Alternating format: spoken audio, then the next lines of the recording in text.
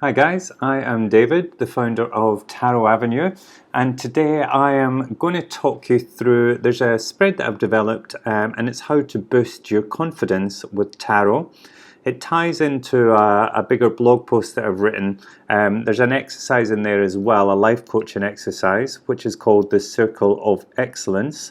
So if you go to tarotavenue.com/confidence, you will be able to see both. There's a step-by-step guide how to do that life coaching exercise for yourself, and then there's also the tarot spread which you will be able to get. But here I'm just going to talk you through an example of the tarot spread and how it works. So this is a 4-card spread, and what you need to do first of all is just from your tarot deck just pull out the major arcana cards, because this is one that I do just with the majors, so don't worry about the minors. You should have 22 major arcana in your deck.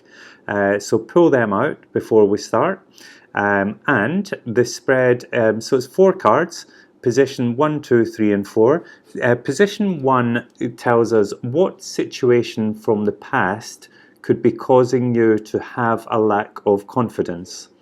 Position 2 is what action do you need to take to release that blockage.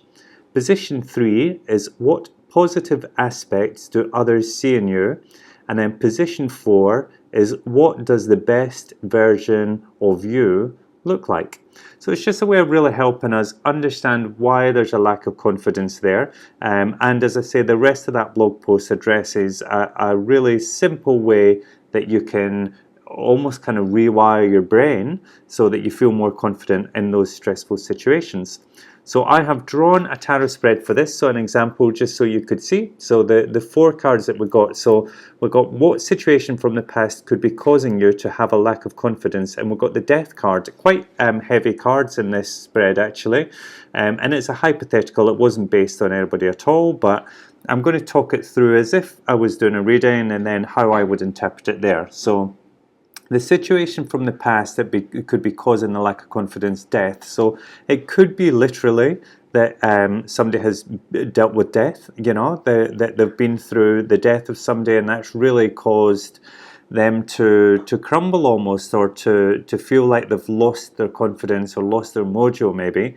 Or it can be, death very rarely, well, I wouldn't say rarely, but it doesn't always signify death. It can quite often mean a transformation in a person. So it could be that they've been through a big transformation, and with that transformation could come loss. So maybe they've lost their job, maybe there's been a change of job, or maybe they've moved country and had to leave their friends behind or something like that. So that's the kind of situation that it could be. But so the situation from the past could, there's some kind of ending, the death is about an ending, so there's some ending. You would need to, I would encourage the person to dig back and really think what situation that could be that's causing that for them.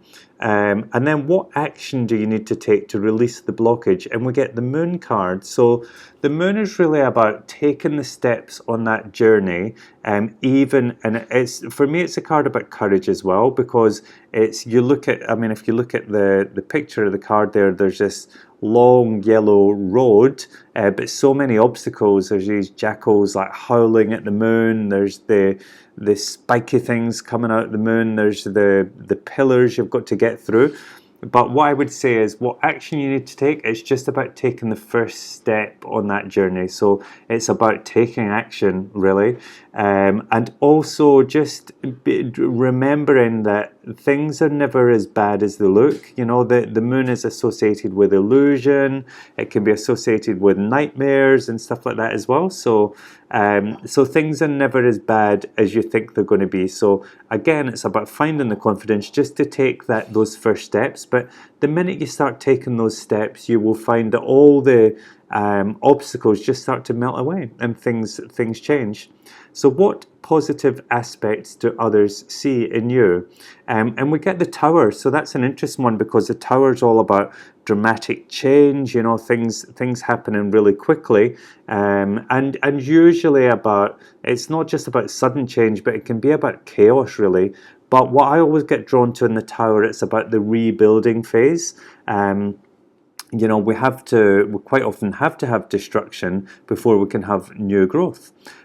So what, in terms of what positive aspects do people see, what I would take from that would be the fact that you've got the ability to rebuild. People look at you and see this strength.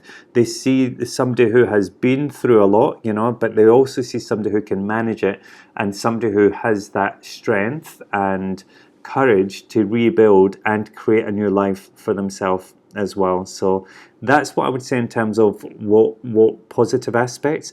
And you could also say, you know, it could just be ability to adapt to change, you know, because the Tower is about sudden change, and it's having that ability to just get on with things and to cope with that, because many people just can't cope with change at all. And then what does the best version of you look like? So we get the Hanged Man reversed. So the Hanged Man, when he's in the upright position, is usually about just taking time, you know, just assessing the situation, thinking about things maybe a bit differently, taking a different view. But when I look at this, the Hanged Man when he's reversed, it always just makes me think, right, it's time for action. You've done the thinking, you've done the pondering, you've looked at things from a different angle. It's now time to act on it. So I think the best action for you is to keep moving, to just keep forging ahead. So if this were a reading for a person just piecing it all together, it does look like the person's been through a bit of a tough time, but it also, like, there's a real strength in this as well, because it just looks like they've got the courage and they have that ability to adapt but move on. But that Hanged Man reverse is saying the best version is when you're moving. So that there's a potential for you to get bogged down and to get a little bit stuck in that situation. But it really is about keep on moving and don't overthink things as well. So there you go. It's a really simple spread, but it can be really quite powerful. The fact that you're using major arcana as well, you usually get quite powerful stuff coming through. So give it a go, see how you go with it, and don't forget, if you want to see the full post, just go to tarotavenue.com/confidence. All right, guys, thank you very much. Good to see you again. Speak soon. Bye.